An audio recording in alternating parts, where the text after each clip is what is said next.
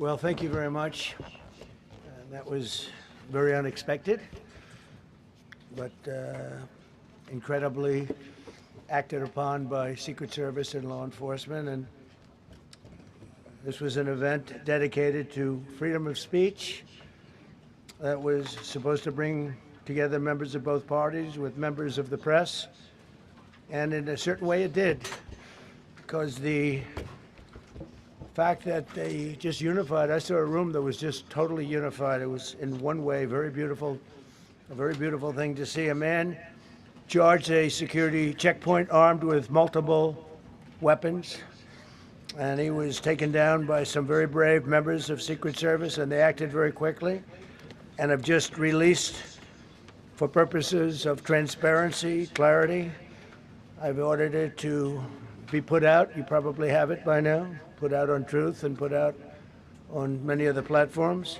A tape showing the violence of this thug that attacked our Constitution, and also showing how quickly Secret Service and law enforcement acted on our country's behalf.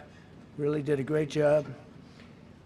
One officer was shot, but saved by the fact that he was wearing obviously a very good bulletproof vest. He was shot from very close distance with a very powerful gun, and the vest did the job. I just spoke to the officer, and he's doing great. He's in great shape. He has very high spirits, and we told him we love him and respect him, and he's a very proud guy. He's very proud of what he does, Secret Service agent. And we looked at all of the conditions that took place tonight, and I will say, you know, it's not a particularly secure building, and I didn't want to say this, but this is why we have to have all of the attributes of what we're planning at the White House. It's actually a larger room, and it's much more secure. It's drone-proof, it's bulletproof glass. We need the ballroom. That's why Secret Service, that's why the military are demanding it. They've wanted the ballroom for 150 years for lots of different reasons, but today's a little bit different, because today we need levels of security that probably nobody's ever seen before. But everyone owes a tremendous debt of gratitude to the courage of law enforcement, the law enforcement, and working with the D.C. police. And we just spoke with the mayor, and when we're finished, the police chief is going to take over and discuss it also from their viewpoint. But they also performed exactly as they were supposed to, and you see the attacker in different positions, but you also see the attacker totally subdued and under control. So as you know, this is not the first time in the past couple of years that our republic has been attacked by a would-be assassin who sought to kill. In Butler, Pennsylvania, less than 2 years ago, you all know that story, and in Palm Beach, Florida, a few months after that, we came close. We really had, again, we had some great work done by law enforcement. But in light of this evening's events, I asked that all Americans recommit with their hearts in resolving our difference peacefully. We have to resolve our differences. I will say, you had Republicans, Democrats, independents, conservatives, liberals, and progressives. Those words are interchangeable, perhaps, but maybe they're not. But yet everybody in that room, big crowd, record-setting crowd. There was a record-setting group of people, and there was a tremendous amount of love and coming together. I watched, and I was very, very impressed by that. But First Lady and I were taken very well care of, very quickly rushed off the stage. Vice President J.D. Vance, who's here, was likewise beautifully done. He was just saying how quickly everybody acted, law enforcement, Secret Service in particular in this case, but law enforcement. Marco had the same thing. Pete was there. Pete didn't want any help. He didn't want anybody to help him. He doesn't want anybody to help him, but he did get some, didn't you? And I think you also said that it was very impressive. So with that, I'd like to ask Todd Blanche to come up, say a few words, and tell you it's already underway. The man has been captured. They're going to his apartment. I guess he lives in California, and he's a sick person, a very sick person. And we don't want things like this to happen. I think it's very important that I say, though, and I told the representatives of the evening, they did such a beautiful job. It was such a beautiful evening. And again, they're talking about free speech in our Constitution. That's what it's all about, not just White House correspondence. It was really based on free speech in our Constitution. But I said very importantly that we'll do it again within the next 30 days, and we'll make it bigger and better and even nicer. So I just want to thank everybody that was involved. I also want to thank the press, the media. You've been very responsible in your coverage. I will say I've been seeing what's been out. You've been very responsible. So Todd Blanche, I'd like to say a few words. I know we're going to have cash, and then you're going to go on. We can ask. I guess we can take a couple of questions. I want to thank the First Lady that was a rather traumatic experience for her. There was a lot of action taking place up there very quickly. But again, the response time was really incredible. And we're going to reschedule. We're going to do it again. We're not going to let anybody take over our society. We're not going to cancel things out because we can't do that. We wanted to stay tonight. I will tell you, I fought like hell to stay.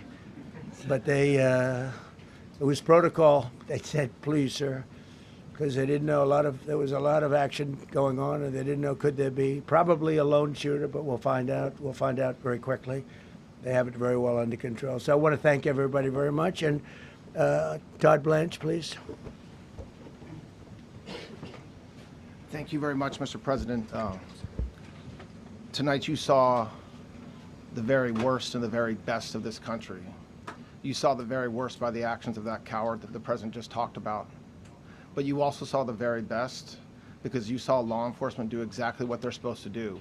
And you'll see the videos come out, I expect, very shortly, and you'll see law enforcement do exactly what we want them to do. And so I echo what what President Trump just said, that we are extraordinarily grateful and appreciative of the men and women of law enforcement that did their jobs tonight, including one who was injured. This investigation is ongoing. I expect you will see charges filed shortly.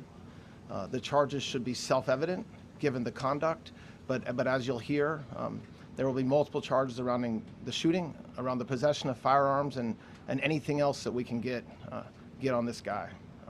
The investigation is obviously ongoing and just started. There is federal law enforcement already working on search warrants and doing their job, and I don't want to get ahead of them and don't want to get ahead of the work that they're doing even as we speak. Director Patel and I were just on the crime scene a short while ago, and everybody in this room should rest assured that the Metropolitan Police Department, the FBI, Secret Service, everybody's on the scene doing their job.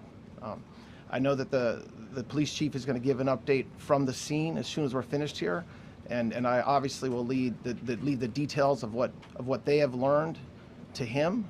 But in the meantime, I just want to thank everybody in this room for the courage. And I want to thank President Trump for his words, and I promise you, justice will be served. Thank you. Dr. Patel. Thank you, General. Thank you, Mr. President. The President's absolutely right. You saw the best resolve of American law enforcement because you, Mr. President, inspire them 24/7, 365. You give them the resources that they need, and they know that you have their back. And that is a changing dynamic in this country, and that's why you saw brave Secret Service agents respond immediately, swiftly, subdue and take down the suspect, and safeguard the lives of thousands of individuals at that hotel. Thanks to our interagency partnership with the Department of Homeland Security and the Metropolitan Police Department, the FBI was rapidly deployed onto the scene, took over the evidence response unit, is examining all the ballistics that were found on scene to include the long gun and the shell casings. We are conducting witness interviews as we speak. You will hear from our team on the scene there with the mayor and the head of the FBI field division there.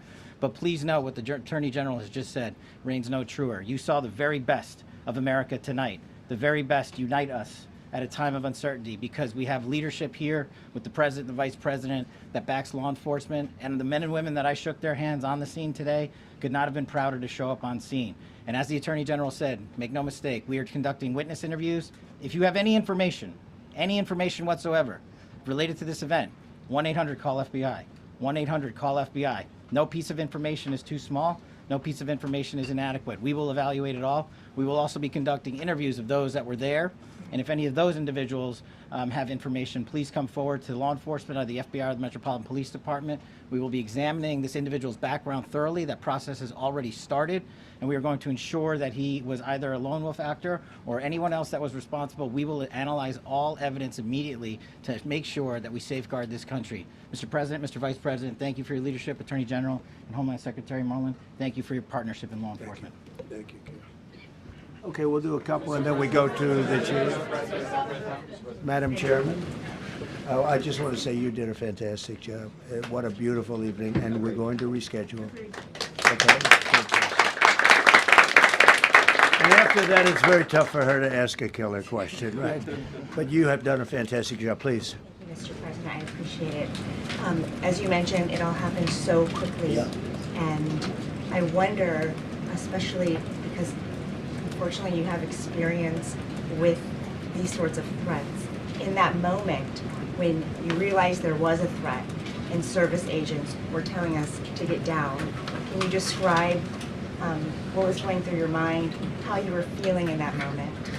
That's a very good question, actually. It's always shocking when something like this happens. It's happened to me a little bit, and that never changes. The fact, we were sitting right next to each other, First Lady on my right, and I heard a noise and sort of thought it was a tray. I thought it was a tray going down. You know, I've heard that many times, and it was a pretty loud noise. And it was from quite far away. He hadn't breached the area at all. They really got him. But, so it was quite far away, but it was a gun. And some people really understood that pretty quickly, other people didn't. I was watching to see what was happening. Probably should have gone down even faster. Melania was very cognizant, I think, of what happened. I think she knew immediately what happened. She was saying, that's a bad noise. And we were whisked away along with other people, but we were really whisked away. And again, the performance of the Secret Service and the police, all of the law enforcement, I thought was really good. So it was very quick. There wasn't a lot of time to be thinking, because it was a matter of seconds before we were out the door and gone into an area. We very much, and you wanted to too, we very much wanted to continue it, because I don't like to let these sick people, these thugs, these horrible, horrible people, change the fabric of our life, change the course of what we do. So we held out. You were there. We held out right till the end, but they didn't want to take a chance, and I understand there was protocol.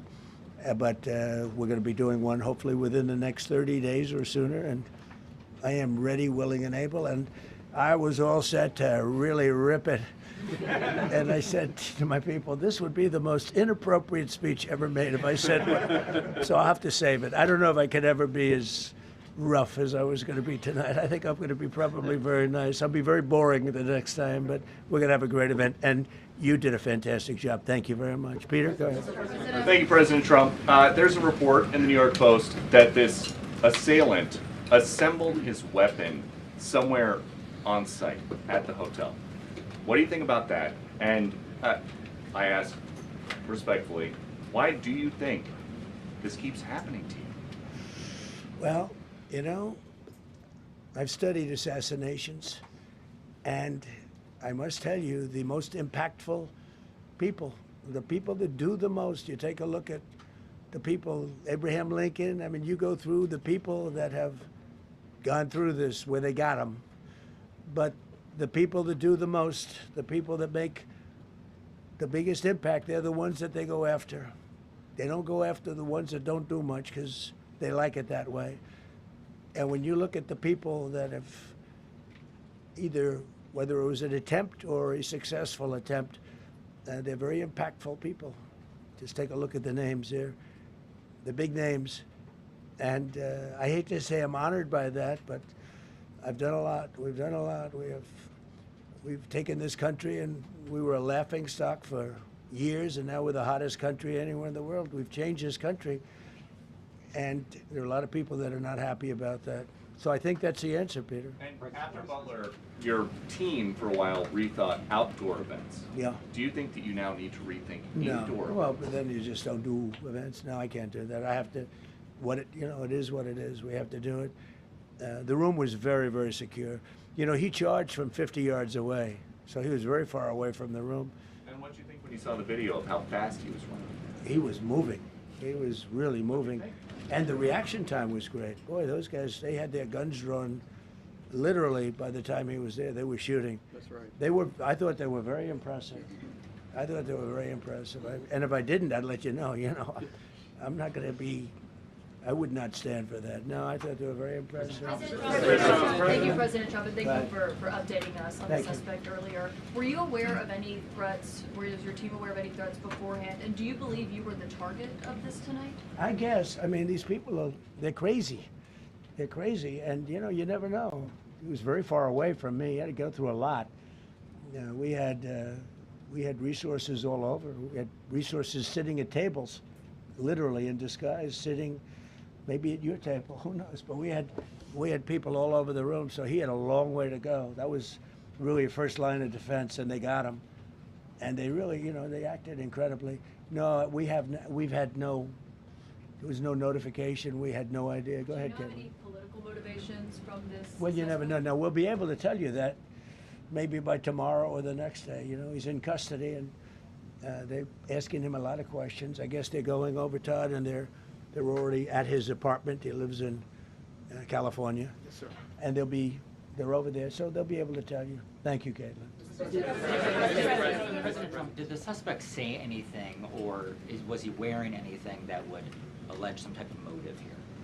Nothing, no, I mean, he was a guy who looked pretty evil when he was down. They had him down. He was fighting hard. He was, in my opinion, a sick person. Who would do that but a sick person? But I think you're going to find everything about him. No reason to talk about it now. But tomorrow at this time, long before this time, you're going to know a lot of things about him. They seem to think he was a lone wolf, and I feel that too. Are you concerned about U.S. Secret Service protection ability? We saw several of the detailees take minutes to be escorted out of the room.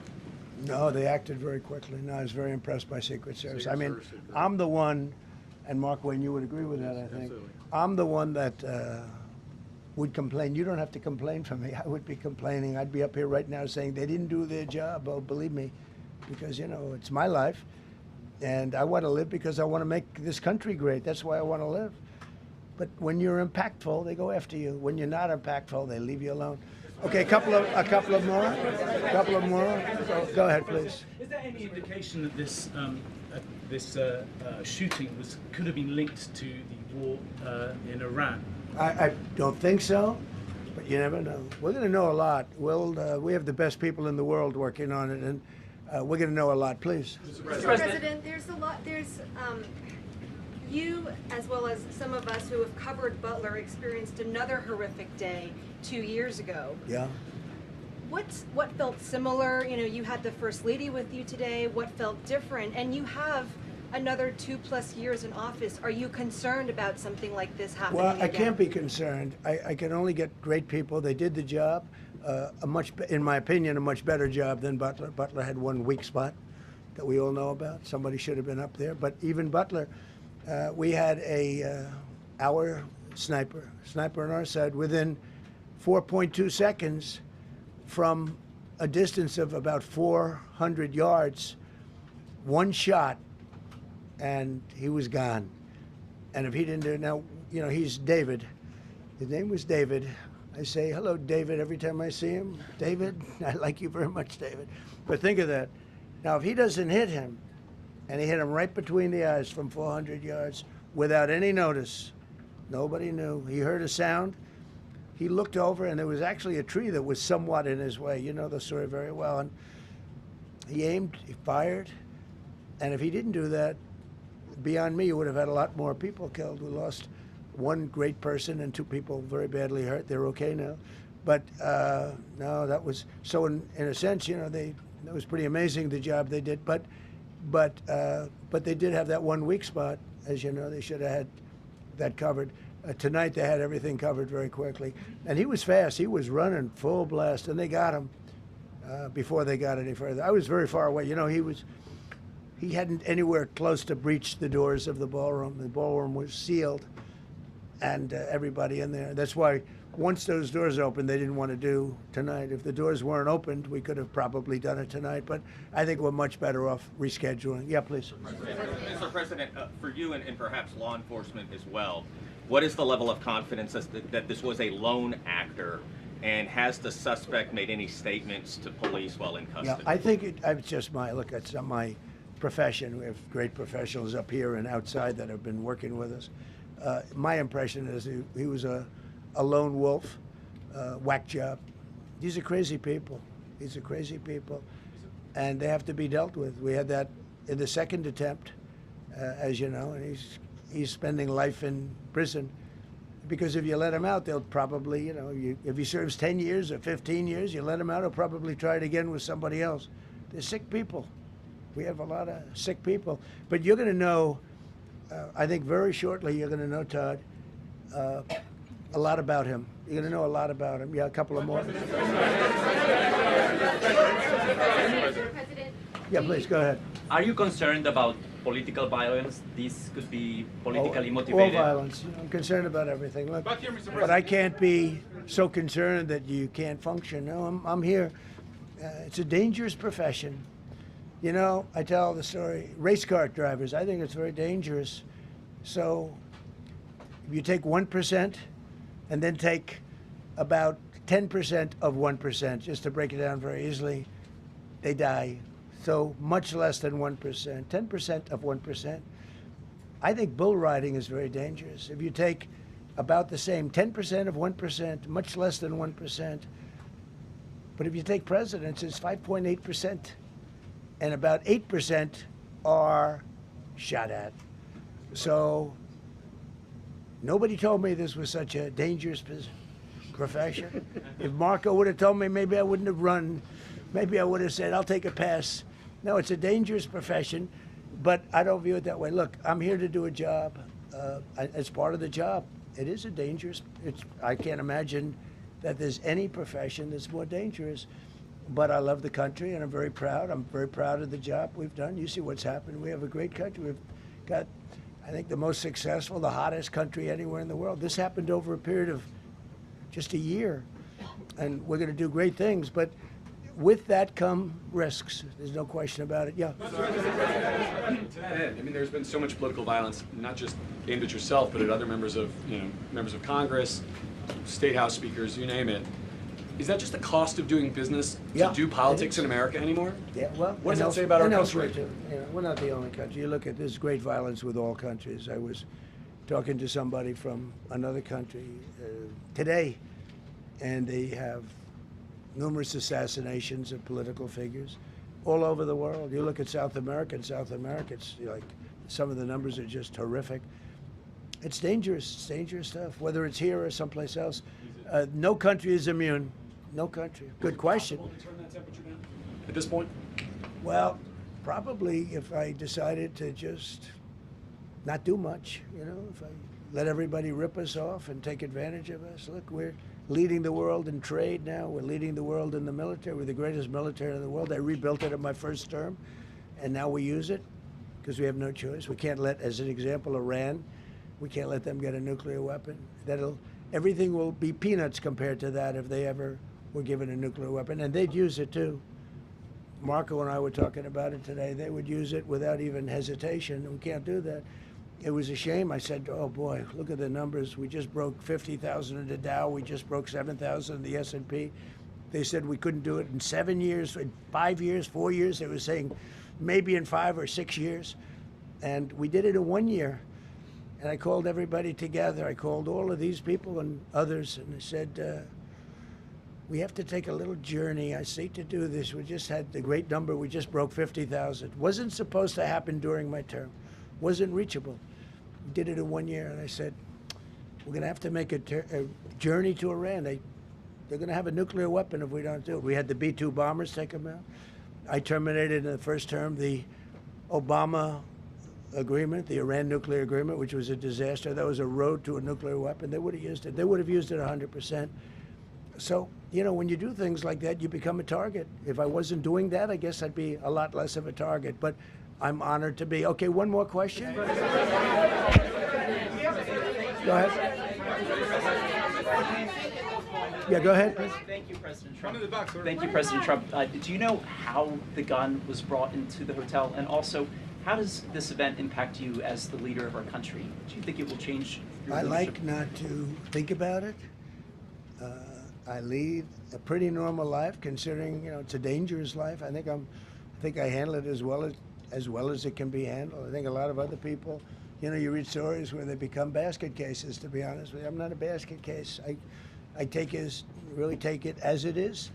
I do it for the country. I'm not doing it for any other reason. I have a first lady who's doing a terrific job. She loves the country, and she recognizes it better than anybody. She's told me numerous times. She said, "You are in a dangerous job," but that goes along with her too. I mean, it's dangerous for her too. We sat there tonight. We heard that noise, and it was either a tray or a bullet. I was hoping it was a tray, but it wasn't. And again, we had some very brave people doing a great job, so I'm happy with them. I just want to thank everybody. They will be able to give you all that information as to the names and everything else. I think we released the names already. Most of you would have it, but his name. We appreciate it. I see so many tuxedos and beautiful dresses. It was a little different evening than we thought, but we're going to do it again, and we have a great chairman who we're so proud of, and we have to make it better. We'll make it safer, I guess, right? But we're going to make it even better. Okay, thank you very much. Thank you. You talked about how impactful this was. Can we hear from her about? Well, honey, would you want to say something? Okay. Huh? One in the back. Right. Millions of people across the globe, in fact, are watching you. You demonstrated courageous leadership, and thank God you're alive. All of us are alive today. What is the message that you want to give to the world that this should change? What corrective measures can we take from here on? Well, all you can do, look, I don't care how many people you have, how good they are. They can be the greatest people. You have the greatest security in history. If you have a whack job who's got a brain, but it's a little bit distorted or a lot distorted, they can make trouble. I would say, Pete, right? They can make trouble. Some of these people are of genius level IQ, and they're nuts. So it can be trouble. So you do absolutely the best. You get the best. We have the best people. Well, look, it was proven tonight. He started running from 50 yards, and he was fast. He was like a blur on tape. He was moving. It was very impressive the way they got him, because a lot of people would be looking and saying, it's like a weird feeling, and they would let him get through, but they didn't let him get through. They drew those guns so fast. They looked like Matt Dillon. They looked like somebody that knew what they were doing, and we really do. But it comes with the territory. And if you want to do a great job, I really believe that. And you take a look at what's happened to some of our greatest presidents, and it doesn't happen to people that don't do anything. And it's not going to deter me from winning the war in Iran. I don't know if that had anything to do with it. I really don't think so, based on what we know. But we're going to continue to do a great job. That's all I can do. Thank you very much. We'll see you tomorrow. Thank you. Thank you. Thank you. Glad you're okay.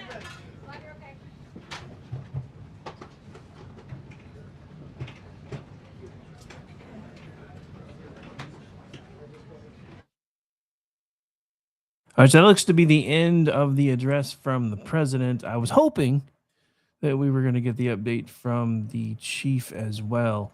However, we're going to be staying with this. I'm probably going to take a short break.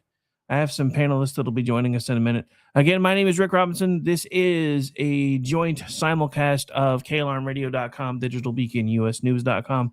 I am General Manager of KAlarm Radio and the managing editor of Digital Beacon US News.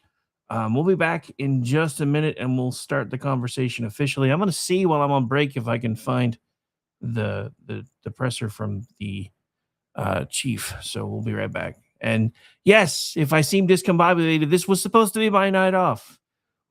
Anyway, we'll be right back. You are listening to KLRN Radio, where liberty and reason still reign. Celebrity designer Jeff Lewis is back with Hollywood House Lift. I'm excited to be working with new clients. I'm not getting rid of that. I hope I never see you both again. Yeah. An all-new season. Those have to go. That has to go. From oh, wow. It's been an actual nightmare. To oh, wow. This is such an upgrade. With celebrities like Josh Duhamel, Christina Ricci, and Gina Rodriguez. Dazzle me, Jeff. It looks like Chuck E. Cheese. Stream an all-new season of Hollywood House Lift with Jeff Lewis. Now streaming on Freevee.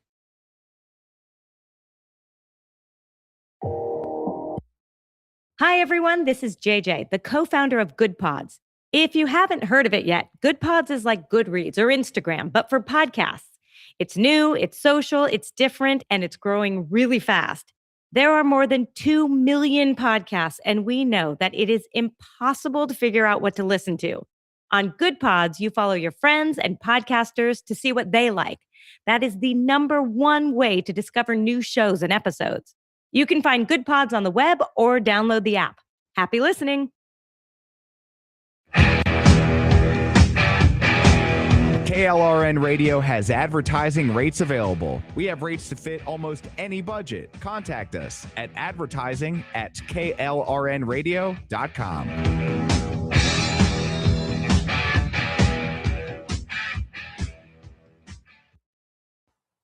The following program contains coarse language and adult themes. Listener discretion is advised.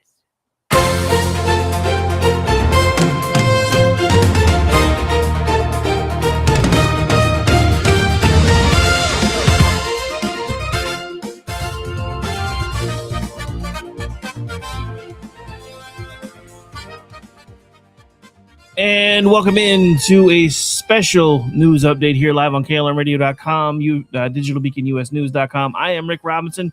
For those of you that aren't new around here, you may recognize me from The Daily Show I do, Rick Robinson Show, and a handful of others. Also, again, I am the news director / managing editor, Digital Beacon US News. We have been carrying President Trump's press conference shortly after what I am calling a terror attack. Nobody else in the media seems to be wanting to do that, but I'm going to do it anyway. So we're going to get started. I may or may not have some folks joining me here in a little bit. I've got a few things we're definitely going to want to touch on. I've got some folks that are trying to get up to speed and spun up and join me as well.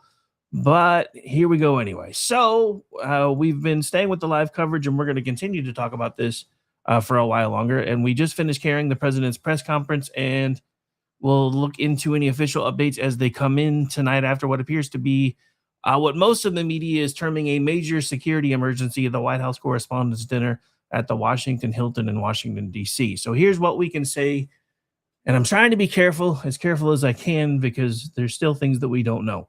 President Donald Trump and First Lady Melania Trump were removed from the event by the Secret Service after what is being reported as a shooting or attempted breach near the White House Correspondents' Dinner. Vice President J.D. Vance and other senior officials were also evacuated or secured. Reuters has reported that a suspect armed with a shotgun attempted to breach security near the main screening area, fired on a uniformed Secret Service agent, and was quickly apprehended. Reuters also reports that no federal officials were injured and that the agent was protected by gear. So let's start there. So this is what we know. So what we know is the metal detectors, or as they are called, magnometers, were actually set up in the lobby. Not exactly sure why they weren't outside of the lobby, but that's just coming from somebody that used to wear a badge and a gun back in the day. Now, that being said, apparently, according to information that's come to light while I was listening to the president's press conference, it is believed, and I think they actually brought this up as a question too, it is believed that the shooter, or the alleged shooter, assembled his weapon somewhere on the premises, which is why he was able to get that near the dining room. And based on all reports, and even from what I've heard from the audio, he wasn't very close. He made it into the lobby, which is where they had the security screening, and he charged the screener and opened fire. Now, let me be clear from the beginning. We're live. The facts on this are still moving. This is one of those nights where social media will outrun law enforcement. Cable news will repeat phrases before they are fully understood. And everybody with a blue check mark or a live stream will suddenly become an expert in presidential security. I'm going to try not to do that here as much as possible. We are going to separate what we know, what is being reported, what officials confirm, and what we do not know yet. And that last category matters. We do not know the suspect's motive yet. We can suspect it. We can think about it. We can assume we know, but we don't actually know. We do not know whether this was political, ideological, personal, foreign connected, domestic, random, deranged. My money's kind of on that last one, no matter what.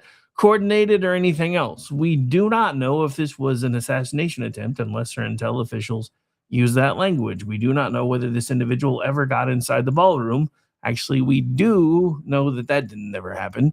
The early reporting points to the security or screening area, and that distinction matters because, again, while the setup seems a little weird for folks like me that have done stuff like this before, you usually want the metal detectors away from, the main entry area. So, but for those of you that are on, I don't want to say my side on this thing, but, of my political bent, because, I am Team Trump. I don't always agree with him, but I think he's probably the best option we would have had at the time, especially for everything that's going on. But this isn't really the night for that.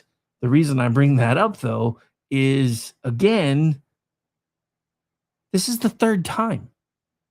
If what I suspect is the motivation here, then this is the third time in 2 years that they've tried to take a shot at this man.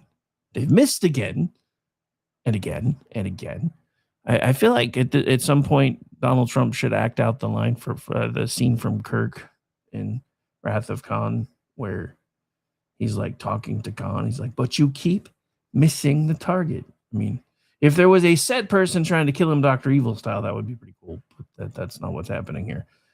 So, again, how did someone reportedly armed with a shotgun get close enough to cause this level of emergency at one of the most high-profile events and political and media events in Washington?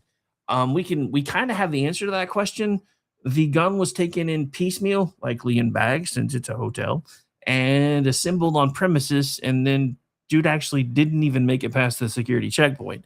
I do want to point out that for everybody screaming and yelling about Donald Trump trying to put a ballroom on the grounds of the White House, kind of seems like maybe that doesn't seem quite so stupid now. Anyway, but what does this say about the state of this country that a black tie media dinner can turn into a live national security incident in a matter of seconds?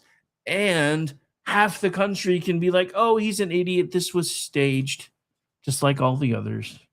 And the rest of us are just like, you know what? It wouldn't matter who the president was. All I would be doing right now, other than trying to talk to everybody about it and tell them what I think is going on and be able to tell you what we know, is say, maybe we should start praying for all these people that are so mad at somebody that they can't get through a few minutes without wishing that he was dead.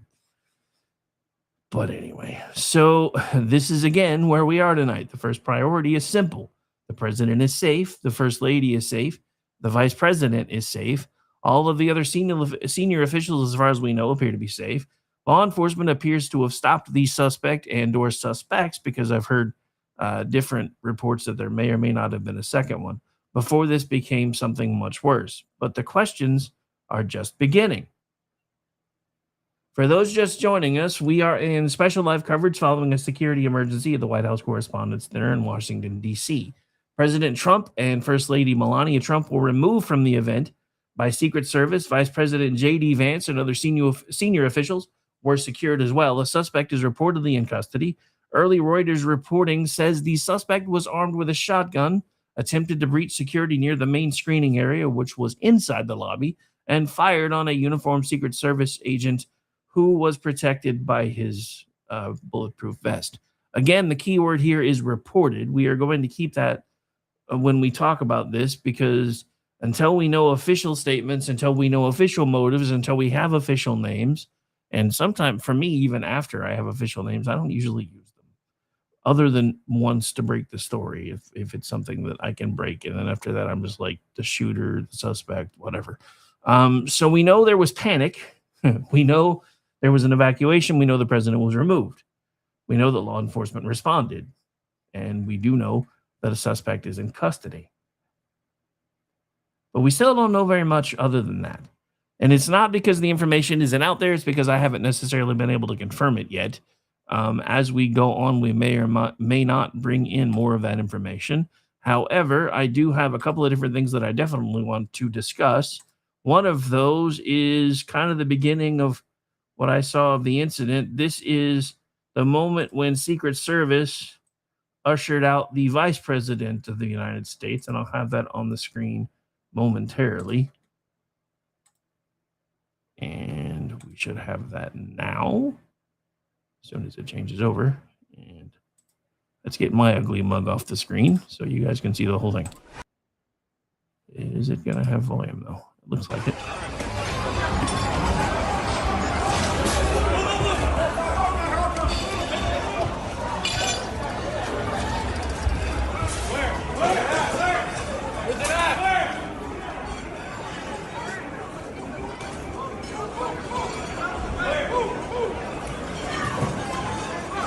There's the president being escorted. The president being escorted out one side, the vice president being escorted. All right, so there you saw Vice President Vance and Second Lady Usha Vance being escorted off one side of the stage by Secret Service. The president himself was ushered off on the other side.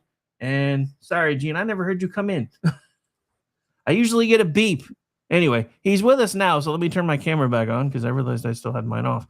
But yeah, so I'm sorry. I never even realized you came in because usually I get a beep, and for some reason I didn't hear one. Typical Rick Robinson, always oppressing That's me. all right. Now I can't hear you anyway. One moment. Okay, I don't have you muted on my side, so you may need to just come out and come back in. Can you hear me now? Can you hear me now? Negative, sir. How about now? Can you hear me now? Okay. Nope. Come back. All right, so we will get him off the screen, let him hopefully re-exit and come back in. But again, my name is Rick Robinson. You are listening to live coverage concerning the shooting at the White House Correspondents' Dinner event. I'll be joined hopefully here in just a moment by Gene Berardelli of This Week in Democracy, behind Enemy Lines Radio. He's been a longtime friend here. So weird. You guys could hear him? I'm sorry. I'm looking at the chat, and it looks like maybe they were saying for some reason they could hear him, even though I couldn't. Yeah, maybe it'll be all right when he comes back.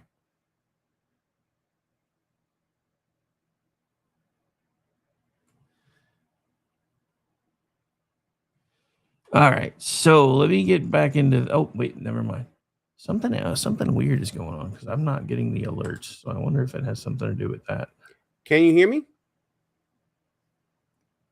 Okay, hang on a second. There's got to be a setting wrong in me on my side somewhere. Hang on, because they were saying they can hear you, so I think I know what it is. 1 second. Okay, how about now? Can you hear me now? Okay, yeah, I found it. I forgot when I was researching everything else, we were running a different live broadcast, so I had the stream that I was running. Typical Rick Robinson, muted. always oppressing me when I write them on the show. Yeah. Thanks, guys. Yeah, they were telling me in the chat they could hear you, and I'm like, you can, because I can't. And then it dawned on me, I was like, wait, if they can hear him and I can't, then I know Chat's what it always is. got And my I wish I back. would have figured that out. Chat's always got my back. I Wish I appreciate would've- you guys so much. Wish I would have figured that out before I told you to come out and come back in, but here we Yeah, are. no problem. All right, so anyway, welcome to the special broadcast of, terror in DC. I don't know. I don't really know what to call this thing. So here we are.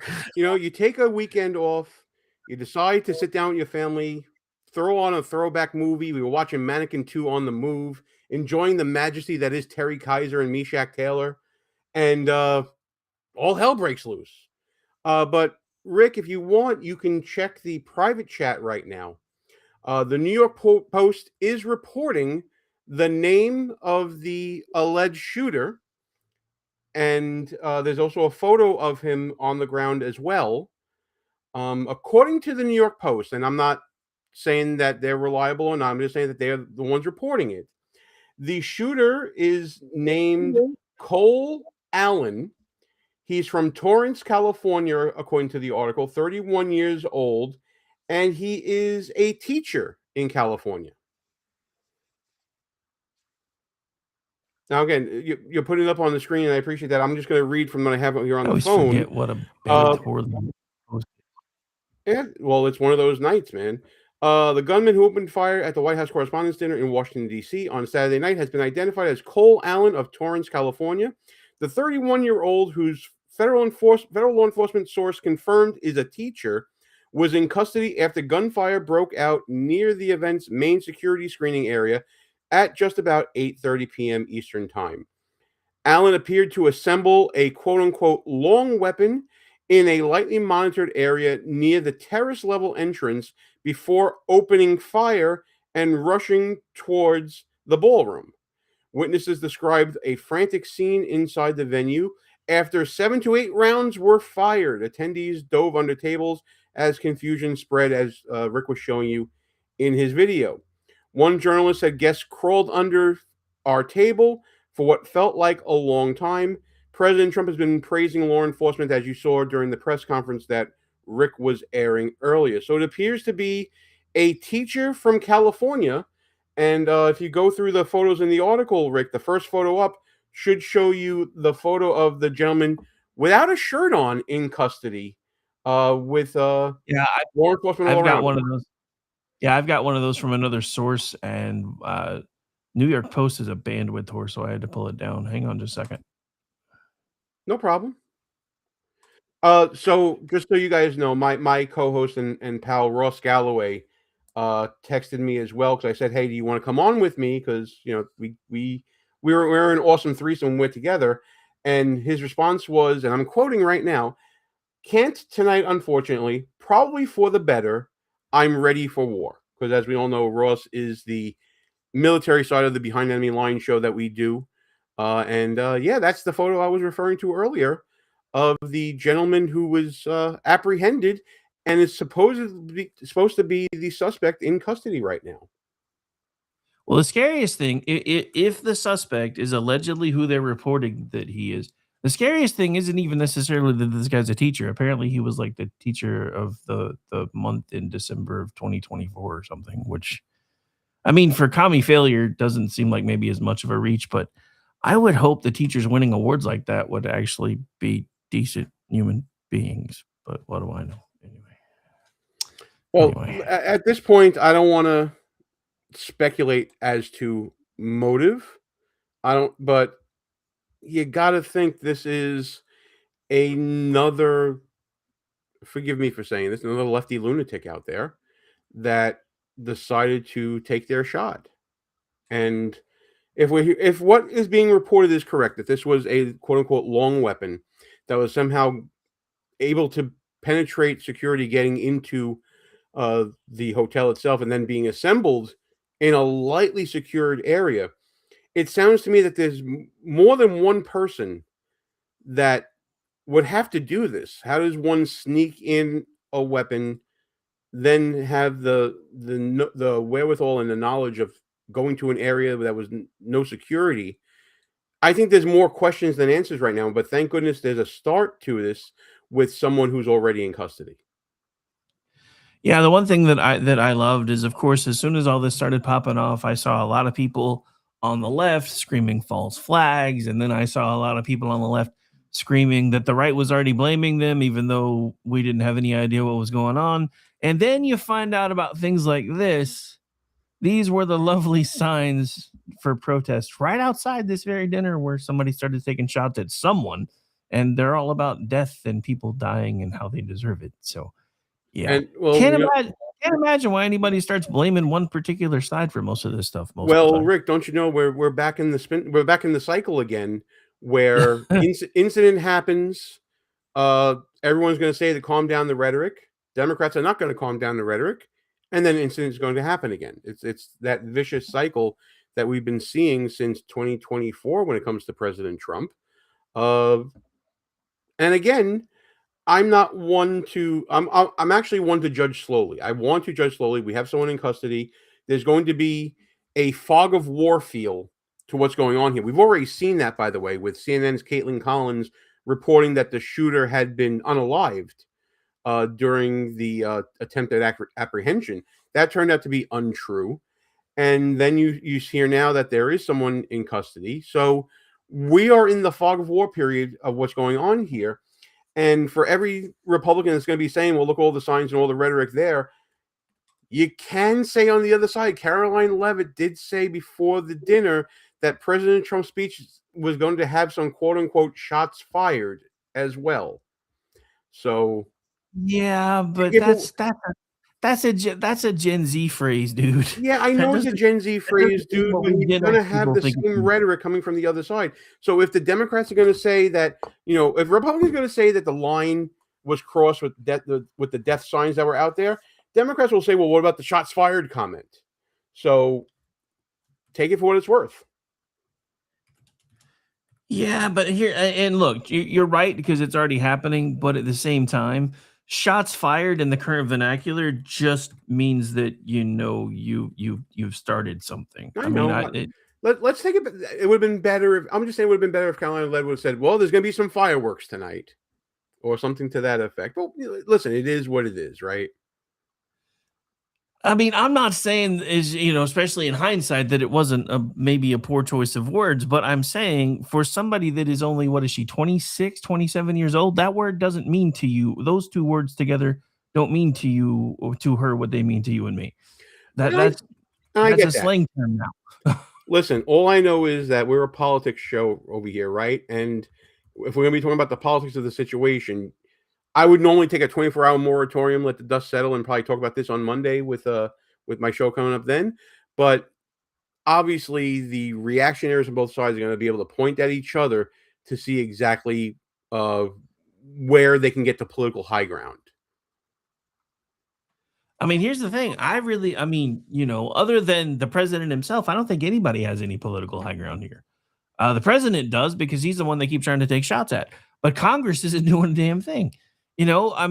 We're still, what are we, day 75 since, these guys were just taking, one of them took a bullet to his vest tonight, and he's doing it without pay. I don't know about you, but I used to do that kind of work. I damn sure wouldn't be doing it if nobody was paying me. Well, I definitely haven't done that kind of work, and God bless people like you who are doing that kind of work. The work that I would normally do as an attorney that comes after all the dust is settled and investigations have been done, and that's sort of the perspective that I bring to this. Obviously, the questions are going to be, well, you know what? Let's play this out a little bit, guys. If you are on the left and you're thinking like a lefty, the talking points are going to be centered around, well, how did this guy get as far as he did? They're going to be talking about it being, the left-wing reactionaries are going to talk about being staged. They're going to say that this is going to be a distraction from Epstein. This is a distraction from what's going on in Iran. It's a distraction from what's going on with Israel. And it will muddy the news cycle. When the news cycle should really be about who is this guy? How did he get in here? Did he act alone? Where's the investigation going?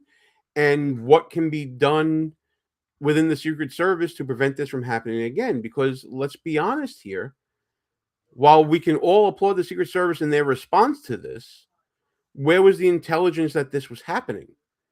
Where was the inspection of materials going in? If this gun was assembled, how did this get in there? And I think there needs to be some questions about that. Current breaking is that he may have actually been a guest of the hotel and managed to assemble the gun elsewhere and then stash it while trying to rush the checkpoint.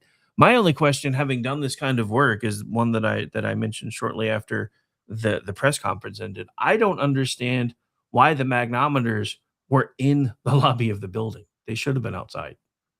Well, there should have been more than one checkpoint, I would think. Listen, I am not a security expert, and I can't answer as to what has been done or not. But as an outside observer, I hear news breaking about the Butler incident where Secret Service actually had interactions with the shooter there, allegedly, prior to the shooting. And now I'm hearing about this. What in the world is going on here? I'm glad you're bringing this video up. This is video from Truth Social that Donald Trump posted for transparency purposes. And what you're about to see is the alleged shooter running through this checkpoint area. You can go ahead and play that, pal. It looked like he checked it twice. Lieutenant Hudson, you monitoring this area? Here he comes out.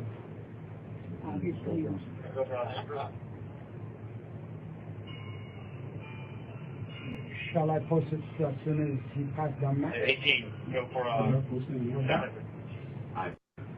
The guy was Okay, he was speed running like he was going through a Scientology building. Dude, he was like, dude, he was running like a fat guy, knowing that, McDonald's just went on sale or something. I don't know, dude. That was fast. I want to know why that Secret Service guy didn't take the hit and shied away from it. But listen, split-second decisions, I'm not going to second guess. Yeah, no, I mean, and again, it's really easy to do that. But again, the thing about it is, the reason it's okay to wonder why someone who is doing that job didn't just dive in, because you could see him, when the dude, he's like jumping back, and then natural reaction is get the hell out of the way. What the hell's going on? Assess what's going on. Not for them. That's the thing. They have trained these type of incidents so well that it should have been muscle memory for him to do the exact opposite. So that actually does surprise me. I mean, I'm not necessarily faulting him for it, because they still had the dude down within a few seconds. And I don't know if you've heard the audio from inside the room, but it was pretty apparent that he was quite a ways out when he started shooting and never made it anywhere near there. But again, to me, as somebody who used to, even after the wearing the badge and the gun thing, I went into private sector work and started doing the same kind of thing for more money. This would have been an event where I would have specifically said, we need metal detectors here, we need metal detectors here, and we need at least one set outside, because that way. But then again, even if there was a set outside, if he was already a guest inside the hotel, he was already in the hotel. So that may have been why he just took off sprinting past the checkpoint.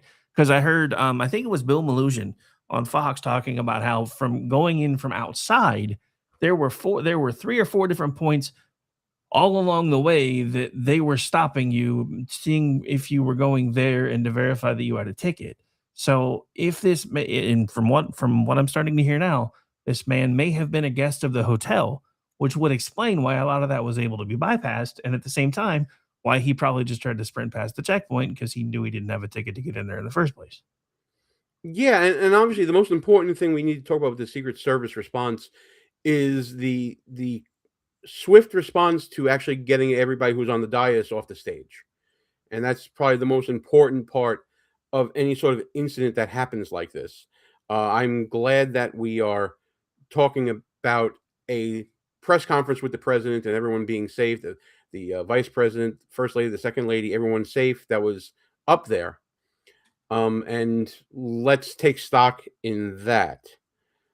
I mean, and that's exactly my point. This could have been a completely different scenario, and it could have been so much worse. And again, I wonder where the security breakdowns were. I wonder how it is that they didn't at least have on their radar that there may have been something like this, or it could just be that they have so many coming at them right now that they're doing the best they can. I don't really know, but the thing is, I don't know if you're aware of this or not, and I'm sure you probably are, but just in case you're not, Reagan was shot right outside this hotel. That's where he got shot. So as soon as the funny thing is, I kept telling myself, I need to watch this tonight. I need to watch this tonight. I need to watch this tonight. And I'm like, no, it's supposed to be my only night off this week. I'm going to take it off. And then the next thing I know, everybody's like, holy shit, they just tried to kill him again. I'm like, God. Yeah, I'm going through X right now to see what instant reactions we're seeing from different people. Nancy Pelosi posted about 8 minutes ago, it is a great relief that the president, first lady, and everyone in attendance at the White House Correspondents' Dinner is safe following a terrifying act of violence inside the venue.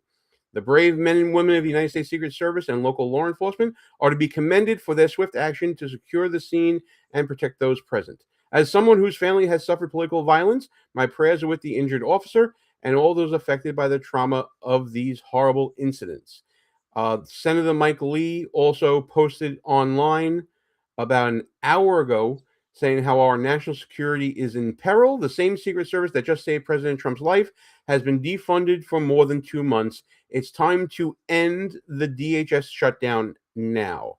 So that's coming out there. I'm sure there'll be other reactions coming in more and more as we keep watch on the interwebs to see Yeah, exactly what people are saying. I've actually got another one. Here's one from Akeem Jeffries. Thankful for the swift law enforcement action to protect everyone from gunfire at the White House Correspondents' Dinner, praying for the safety of those who may remain in harm's way. The violence and chaos in America must end. Not necessarily surprised by that. I am surprised he seems to forget just as the other day he was the one telling everybody that we needed maximum warfare everywhere all the time. Oh, yeah. I mean, But there's a history of incendiary comments from the left with regards to President Trump. I mean, you can go back to when I believe it was Senator Chris Murphy said that we were at war. And the next day is when Charlie Kirk was unalived. So, yeah, we've seen statements like this so frequently from the left that when anything happens where there is an incident of violence like this, you can almost point back to just about anyone on the left making a violent statement within 24 hours of that, because it's a 24/7 thing going on when it comes to the violent rhetoric, incendiary comments coming from the left. Case in point, here's Akeem Jeffries 11 hours ago. Republican extremists are big mad that that the American people have turned against their failed policies. Keep the pressure on. Now, I know to me and you, that sounds normal, but to guys like this guy, that would have been a dog whistle. Yeah, absolutely. I'm seeing other comments like from Congressman Mike Lawler of New York talking about his experience there with his wife being present there.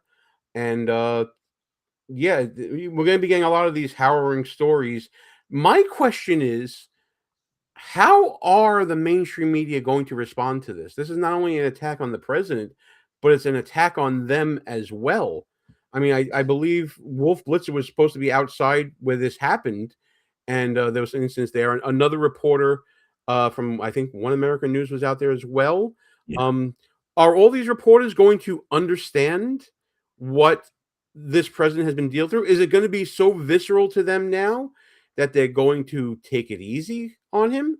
Or are they going to blame the rhetoric from Trump, maybe, like people are trying to do with blaming the rhetoric from the left? It's going to be very interesting to see people's reactions to that. I don't think there's I think the only thing that may have them discussing this a little bit is their limited self-awareness because it does involve them, but I still think they're going to blame Trump for it.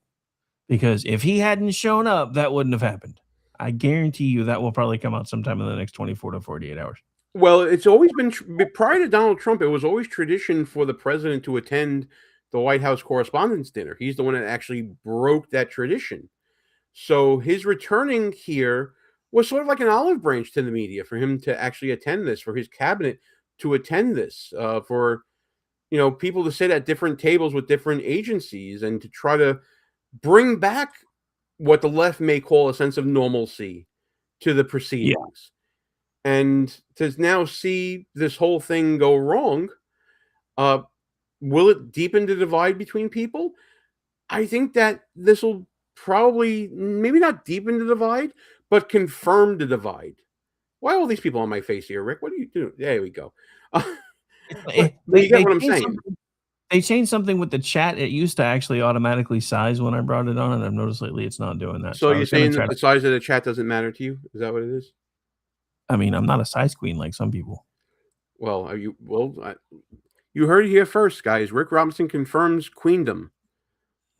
So Harmony Dillon actually posted an hour ago as well, saying that she has a little bit of an injury of this. She got a bruise on her head from Secret Service running across her table and chairs while she ducked under the Washington Post table. See, that's what I was talking about the administration and the White House correspondents working together to try to put different members of the administration at different tables with different press organizations to try to foster that at least a little bit of that olive branch of camaraderie, a unification, if you will, for respect for the First Amendment, and this gunman may have helped with that divide or hurt with that divide. Hurted. I can't believe I said that on air. But you get what you know what I mean? It could be a unifying moment, or it could be an ununifying moment here, depending upon what that person experienced and how they react going forward from this. So what you're saying is it could either be a unifying moment or a disillusionary one. If that's the word you want to use, fine, Mr. Big Words. Mr. Yeah, $5 word over here. There's, I'm saying ununifying, not really a thing. But anyway, by the way, before we go on to another piece of news here, I just want to say shout out to the chat, especially you trolls out there. But I gotta say, let me be honest though. Can I just be honest with you, trolls? I'm kind of ignoring you because you're not that good. You see, when I'm on a show, I require a higher level of trolling. You need to be funnier. You need to be a little more incendiary. You need to actually say something that wouldn't be typical. And a lot of you out there are going back to typical attempts at owning that don't work anymore. You're trying to go back to old pieces of news and whataboutisms. And honestly, yawn. I ain't even going to acknowledge you if you're not a good troll. So up your game a little, please. All right, so I do want to address this one only because we tried to answer this, but I don't think they were in here yet. So how did he get all the way into the building? He was a guest of the hotel. How did he get past security? For some reason, they had the magnometers inside the building. As somebody who's done live events and personal protection, I would have had them outside the building, but I wasn't the one in charge. How did he get past security? Again, we addressed that when we were watching the video. I'm not sure why dude stepped backwards and then chased him when every muscle instinct I would have had would have been to jump in front of him. But whether he got past him or not, dude was still stopped in like 3 seconds. But how he was already in the building it's a hotel. He was able to rent a room. They can't stop him. So anyway, there you go. Yeah, absolutely. I'm going to keep on monitoring X to see if there are any other top reactions that we should talk about here. Yeah, I'm kind of looking for the same thing. But yeah, I was looking. There was supposed to be. So I guess I misunderstood something because I thought they already had the spokesperson for the DC Metro Police already in the room because they kept saying they were going to be going to him after the press conference with the president was over. So I assumed that maybe they just meant after they were done taking questions, they were going to have him come up for a little bit and talk. And then I could never find I thought they were supposed to be. Maybe they're not ready for theirs yet. I don't know because I haven't seen it pop off anywhere yet that I can find. Yeah, I'm seeing other reactions. People are speculating that this may have been an attempt of suicide by cop for this alleged shooter, and he ended up alive. So we don't. I mean, at this point, there are open possibilities. You can openly speculate, and at this point, everything is sort of in bounds. But I just want to caution everybody that if you are out there speculating and you want to say something, make sure you make it clear that you're speculating because listen, the internet's forever. A post on X will stick around unless you delete it, of course, but someone's always going to screen capture it, and you may be having takes that age like milk later on. So just be a little responsible with your speculation and your words. I think it's perfectly valid to speculate as to the motive of the alleged shooter right now, and whatever secondary motives there may be, such as maybe this was an attempt at unaliving by cop. I don't know at this point. I'm not going to dispute you at this point. I'm just going to say be a little cautious with what you're saying here. Where's the fun in that, though? No, I'm just kidding. No, there is no fun in that. By the way, I saw you were playing the press conference earlier. I'm seeing praise from people like Scott Jennings for the tone that President Trump took during this press conference. He certainly sounded serious and was answering questions as best he could. I believe Kash Patel was also at the press conference saying that we will find the truth. No lead is too small. Because there is someone in custody, I'm confident we're going to find out a lot in the next 24 to 48 hours that we'll be talking about and that America will be waking up to on Monday morning when everyone's paying attention to the news again. And keep your powder dry, everybody, and we'll see exactly what comes out of this. All right, so I do have one more thing I kind of want to go over real quick, and then I don't know how much longer I'm going to keep this going because at this point we're starting to recycle. But because I hadn't played this yet, this is actually what was happening right as everybody was realizing there was an active shooter event. Here we go.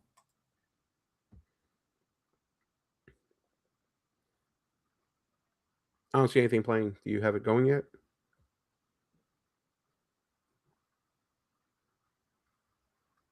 Hang on. Please stand by, everybody. Rick is twisting buttons and knobs and all that. Yeah, He'll get it no, up in a for some second. reason it didn't grab the audio. It does that sometimes when I try to load too many clips, but I normally have them preloaded. I didn't have a chance to do that tonight. So let's try it one more time. Listen, it's okay. Although the audio is absolutely terrible, so it wouldn't really make that much Rick, of a it's difference. okay. Everybody shoots blanks every now and again. It's an age thing, and we understand totally. You'll I mean, you know. You're taking some shots tonight. I mean, I don't have these problems. Let me just make that perfectly clear. I don't have these problems at all. But as you like to point out to me, you are old. How many times have I come on your show and nobody could hear me like for the first 5 minutes, and it's because your stuff was auto muting and nobody knew? Oh, that wasn't me. That was you. Listen. My premature muting has been cured. I think there might be pills for that. Well, dang it. Now I accidentally closed the screen altogether. So you know what? I think I may have one other way to pull this up. Hang on. Excuse me while Rick whips this out.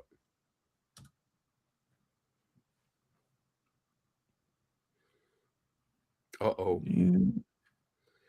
Rick. I guess the press conference is live. It's Rick's just on having C-SPAN. performance issues. I am not having any performance issues. I was looking to see if they had it clipped, but I don't think they do. I was hoping they might have. I was hoping C-SPAN might have already had what I was looking for clipped, but they don't. All right. So you know what? It's not that big a deal. You guys have probably already heard it a million times. Now, I do know that when I took a moment earlier when I was listening to it, I actually took a second I tried to DVR it, and I got part of it, but not all of it.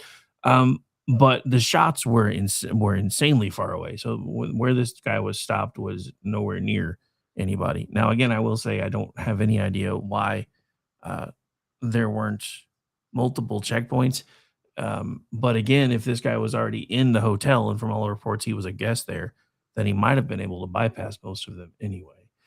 Again, it is being reported that we do know who he is. His name has already been said on this broadcast, so I'm not going to say it again. As more information becomes available, we will definitely let you know. But since there's not much else to report, unless Gene's found anything juicy while I was trying to find that clip again, I think we may. As of right now, I'm just seeing reactions from different people. Some are saying that there was no security at the initial entryway into the building, that you only had to show an invite to get in there in order to gain entry into the building itself.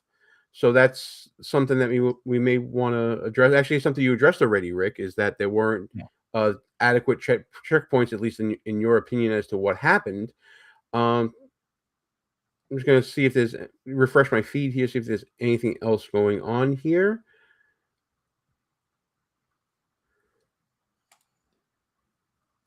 Not really seeing anything else here. I see some jokes about, the White House correspondents wearing different pins in unity against Trump and things like that. Oh wait, now I remember there was at least one more thing I wanted to show, and this actually happened before you're going to be joining. I definitely wanted to have this because it involves one of your favorite people. So, one moment. Mm-hmm. Is it that one? Yeah, it's that one. Okay. All right. So it should be coming up on the screen here in just a second, and then I will work on making it do all the things. Oh, the great Don Lemon. Yeah. So this was 3 hours ago. So this was right as the event was kicking off, if memory serves. Was he even invited? No, this is why he's bitching from his car. But it's more about what he said in this minute and 44 seconds. Because, again, this was right before the shots rang out, if I'm doing my math right.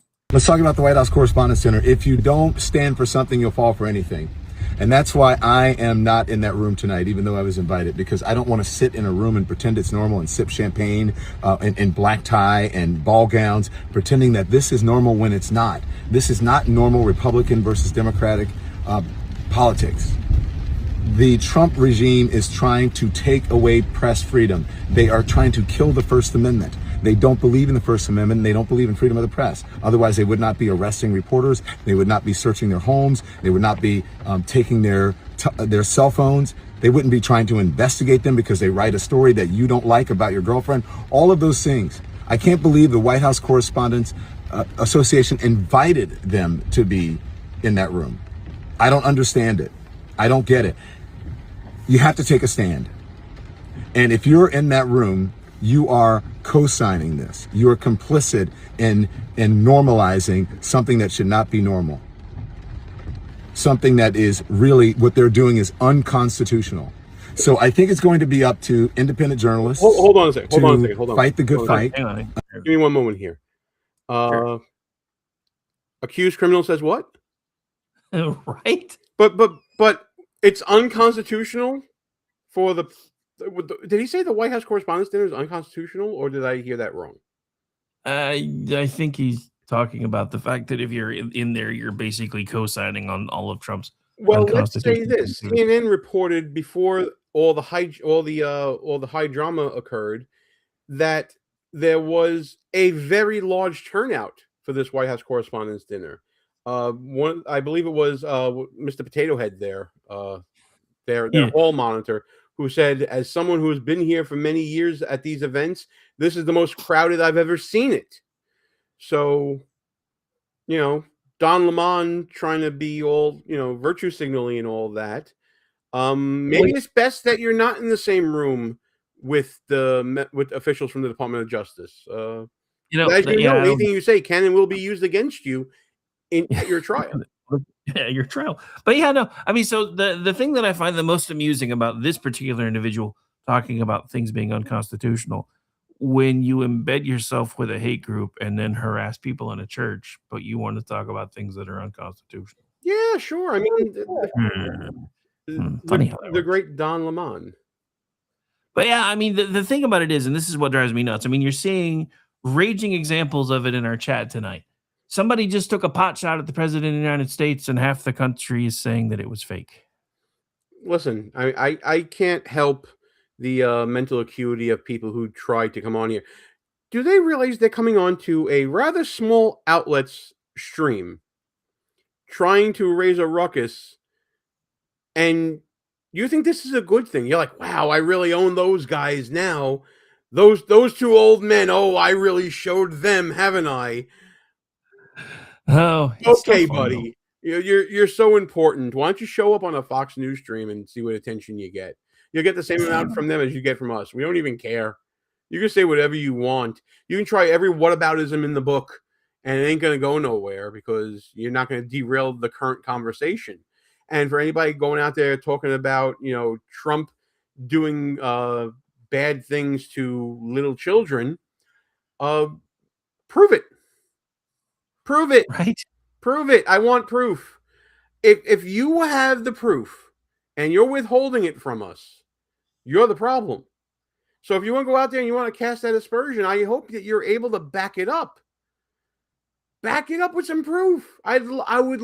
Are you kidding me? This stream would love to break that news. If you break that news on our stream, it'll put us on the map. Give us the proof. Give us all the proof in the world. I'm not even going to try to pronounce your name, but you're up on the big screen, and you should be seeing it about 3, 2, 1. We see it on there. We got rid of the diaper wearing traitor in the last election, sir. So there you go. All right. So I've been doing. Okay, no. Put up the next one. Put up the next one in the chat real quick, because this is what they do. See, prove it, you sons of bitches. Yeah, there you go. There you go. Listen, I got broad shoulders. I can take all your bullshit. Nice. By the way, your mom says hi. Well, counting the prep work, I've put in about 3 hours on what was supposed to be my day off. So I think at this point, I'm just going to go ahead and start shutting things down. Where can folks find you, my friend? Well, I don't want these people to find me. No, I'm kidding. So if you want to find me on Monday at 10 a.m., you'll hear from me about this story on the Buffoon of the Week YouTube channel. We got thousands of subscribers on there. Check me out there. You can also find me on X at GBERARDELLI. That's G Beradelli. feel free to follow me or not. I post a lot of different content, basically anything I want to talk about. And you can also find me here with Rick Robinson with my show Behind Enemy Lines, Wednesdays, 9 p.m. Eastern Time. And that's really it. I mean, follow me, don't follow me. It's all good. We'll keep on talking about this stuff. All right, folks. Again, I am Rick Robinson. I am the general manager, KLMradio.com, news director / managing editor / managing editor, Chief cookie bottle washer. Digital Beacon US News. He busts his tables at Fridays. Only because of the cheese sticks. I love the cheese sticks at Fridays. Cheese. I bought tables for cheese sticks.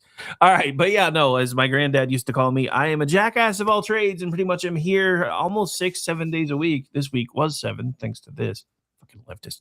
All right, but anyway, we're gonna get out of here. Again, want to thank everybody for taking the time to hang out with us, and I will be back tomorrow night for Kingdom and Country, exclusively on KLRN Radio.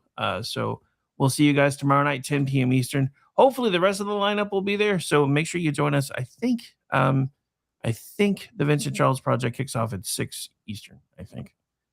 But anyway, we're going to get out of here. Enjoy the rest of your night. Even you trolls, and especially you trolls. Fuck the trolls. Now we and Donald Trump, all 3 of us live free in your heads for the rest of the night, and I guarantee it. Bye, everybody. Trump the king.